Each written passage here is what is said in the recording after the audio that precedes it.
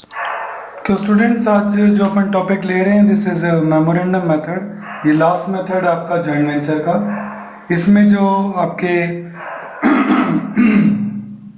इसमें जो आपके जॉइंट वेंचरर होते हैं वो केवल अपने ही रिकॉर्ड जो है ट्रांजैक्शन करते रिकॉर्ड करते हैं, और इसमें जो है वो आप डबल एंट्री सिस्टम को फॉलो जो है वो नहीं करते हैं।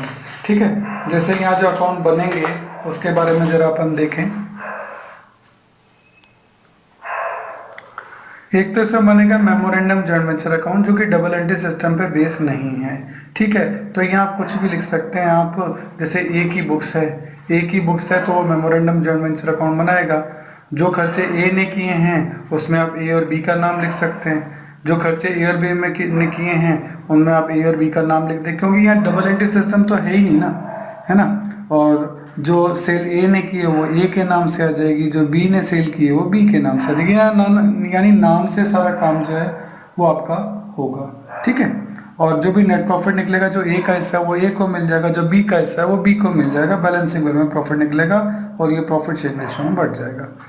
अब ए एक और अकाउंट बनाएगा joint venture with B account. ये एक अकाउंट और बनाएगा joint venture with B account. नाम तो लिखा है बी का, लेकिन ट्रांजैक्शन वो सिर्फ अपने ही लिखेगा। यानी ए ने कितनी परचेज की, ए अपने ट्रांजैक्शन लिख रहा है, नाम लिख रहा है बी का, लेकिन लिख अपने ट्रांजैक्शन रहा है। ए ने कितना खर्चा पे किया, ए का कितना प्रॉफिट है, ए ने कितनी सेल की, और बाय कैश से फाइनल सेटलमेंट जो है वो आपका निकल जाएगा। सही है, तो इसमें दो ही अकाउंट बनते हैं, मेमोरेंडम जॉइंट वेंचर और जॉइंट वेंचर विद बी। अगर ये बी बनाएगा तो मेमोरेंडम तो वो वैसे के वैसे ही बनाएगा, बस ये जो बी बनाएगा वो बनाएगा joint venture with A account. नाम लिखा है ए का, लेकिन बी ट्रांजैक्शन सिर्फ अपने ही लिखेगा, केवल ओन ट्रांजैक्शन को रिकॉर्ड करेगा, केवल ओन ट्रांजैक्शन को रिकॉर्ड करेगा। ये डबल एंट्री के सिस्टम पे बेस्ड नहीं है। जब इसका क्वेश्चन है वो अपन कैसे करेंगे, इसके लिए अपन एक चीज देखते हैं। उसके लिए अपन देखेंगे इलस्ट्रेशन नंबर 9। खोसला की बुक्स है। खोसला एक तो बनाएगा मेमोरेंडम जॉइंट वेंचर अकाउंट,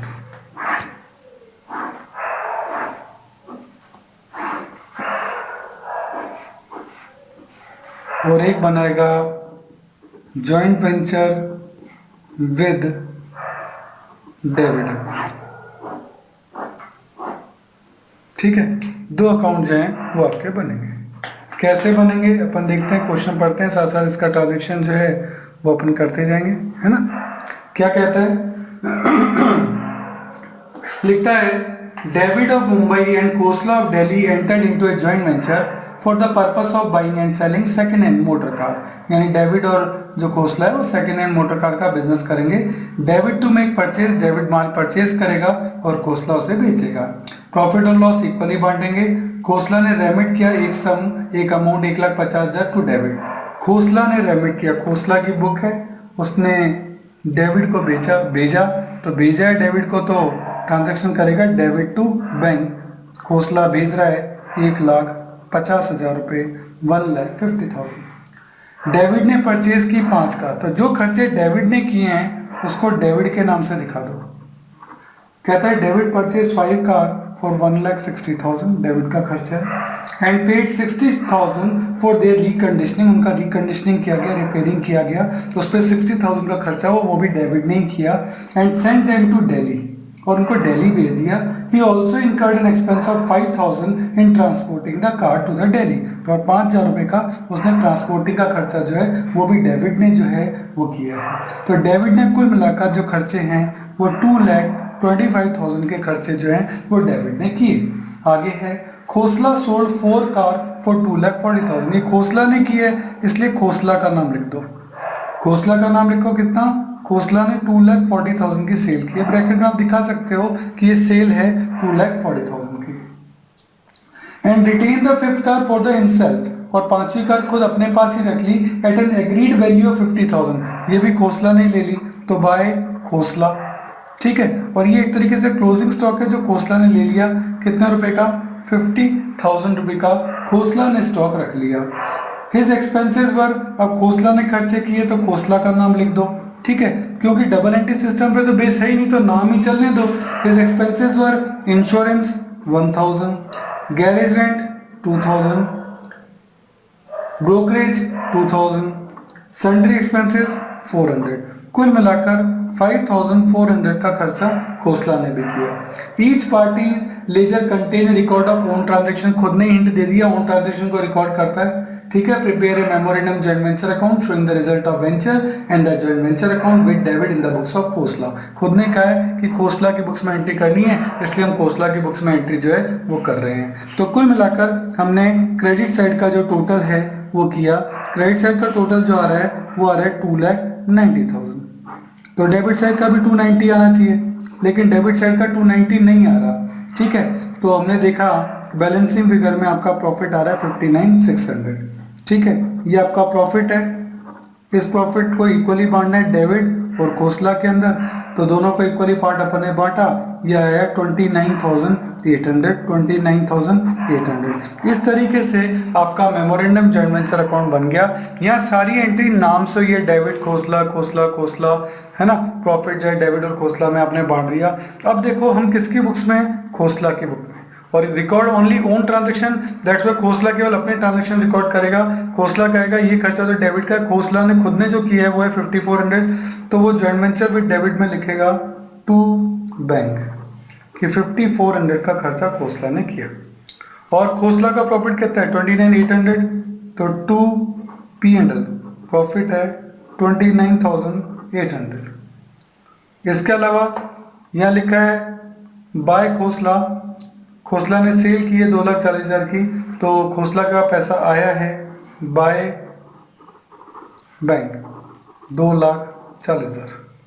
और खोसला ने एक कार भी ले ली, तो ये कार खोसला के पास आ गई, तो बाय कार खोसला कहेगा भाई 50,000 की कार आ गई। तो इस तरीके से हम देखेंगे कि टोटल जो है क्रेडिट साइड का 2,90,000 जो है वो आपका आ रहा है, ठीक है।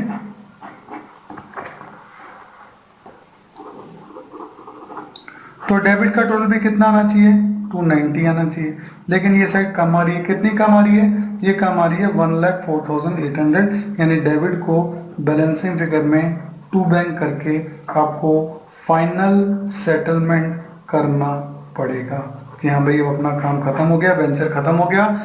ये डेबिट को 1,04,800 रुपये दे देगा और ट्रांजेक्शन को क्या है क्लोज कर लेगा, ठीक है। तो ये किसकी बुक्स हुई, ये हुई खोसला की बुक। ये खोसला की बुक है। मेमोरेंडम जॉइंट वेंचर अकाउंट बना है और जॉइंट वेंचर विद डेबिट बना है। नाम डेबिट का है, लेकिन क्योंकि बुक्स खोसला की है इसलिए सिर्फ खोसला के ट्रांजेक्शन आएंगे।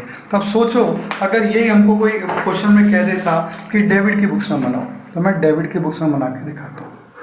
अब हम डेबिट की बुक्स में, अब हम डेबिट की बुक्स में, तो डेबिट एक तो कौन सा अकाउंट बनाएगा, डेबिट एक बनाएगा joint venture account, memorandum joint venture account. वो तो सेम वैसे ही बनेगा जैसे आपका ये वाला अकाउंट आपने लास्ट पेज पे बनाया, ये वाला, उसमें कोई भी चेंज नहीं है ना, तो उसको मैं दोबारा नहीं बना रही। मेमोरेंडम जॉइंट वेंचर ऐसा कैसा बन जाएगा। हाँ, दूसरा अकाउंट डेबिट कौन सा बनाएगा, डेबिट एक बनाएगा joint venture with Khosla account. नाम तो लिखा है किसका, खोसला का, लेकिन ट्रांजैक्शन डेबिट जो है वो सिर्फ अपने ही दिखाएगा। तो अब डेबिट के ट्रांजैक्शन देखो, डेबिट ने खर्चा पे किया था मेमोरेंडम जॉइंट वेंचर में 2,25,000 का, तो टू बैंक 2,25,000। और डेबिट ने कौन सा खर्चा किया था, डेबिट का और तो कोई खर्चा है नहीं, डेबिट का प्रॉफिट था 29,800, तो टू P&L 29,800। इसके अलावा डेबिट का और कोई भी ट्रांजैक्शन नहीं था, ये तो खोसला के हैं। डेबिट का तो ये दो थे, ये दो हमने लिख लिए, ठीक है। इसके अलावा डेबिट को खोसला ने 1,50,000 रुपये भेजे थे, ठीक है।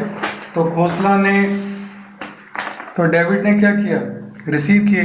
डेबिट ने जब रिसीव किया तो डेबिट क्या लिखेगा, बाय बैंक, भाई वहाँ टू बैंक लिखा तो यहाँ बाय बैंक 1,50,000। और कोई ट्रांजेक्शन यहाँ है नहीं, तो के डेबिट साइड का टोल कितना आ गया, तो यहाँ भी 254,800 आना चाहिए। यहाँ आ रहा है 1,50,000, तो 1,04,800 बैलेंसिंग फिगर में बाय बैंक निकलेगा जो कि फाइनल सेटलमेंट होगा। अब सोचने की बात यह है, जब खोसला की बुक में हमने बनाया था तो यहाँ निकला था टू बैंक 1,04,800, सही है। जबकि जब हम डेबिट की बुक्स बनाएंगे तो वहां निकलेगा बाय बैंक 1,04,800, यानी एक जना पेमेंट करेगा तभी तो दूसरा जना रिसीव करेगा उस पॉइंट ऑफ व्यू से, ठीक है। तो इसकी प्रैक्टिस आप करें। इसमें जो आपसे पूछा जाएगा आपके एग्जाम में वो यही पूछा जाएगा कि हो सकता है कहेगा मेमोरेंडम से आप प्रॉफिट निकालो, ये पूछ सकता है, या फिर कि हाँ भाई फाइनल सेटलमेंट का अमाउंट कितना आएगा 1,04,800, या इसकी कोई एंट्री क्या भाई। बाकी डबल एंट्री सिस्टम पे बेस नहीं है, इसलिए इसके टी शेप अकाउंट बना लेना, उससे आपका डायरेक्ट ही आंसर आ जाएगा, वो ज़्यादा अच्छा रहेगा, ठीक है। Okay, thank you.